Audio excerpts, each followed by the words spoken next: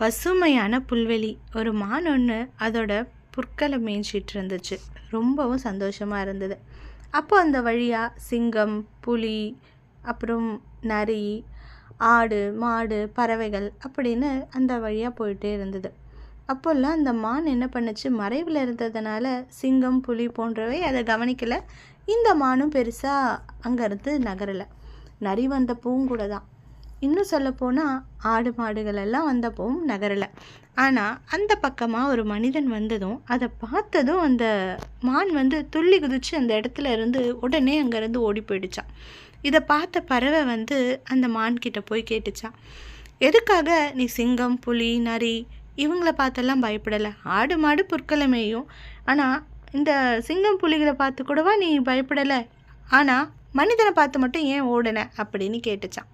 உடனே அதுக்கு அந்த பறவை சொல்லிச்சான், சிங்கம் புலிகளோட இயல்பு எனக்கு தெரியும். அது மற்ற மிருகங்களை வேட்டையாடி உண்ணும்.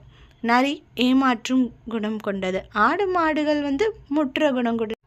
ஆனால் சில மனிதர்களை நம்மளால் நம்ப முடியாது. எல்லாரையும் சொல்லலை, அவங்களுடைய குணம் எப்போ எப்படி மாறும்னே தெரியாது. அதனால தான் அவங்கள பார்த்ததும் நான் பயந்து ஒதுங்கிட்டேன் அப்படின்னு சொல்லிச்சா மான். இதில் உங்களுக்கு உடன்பாடு இருக்கா?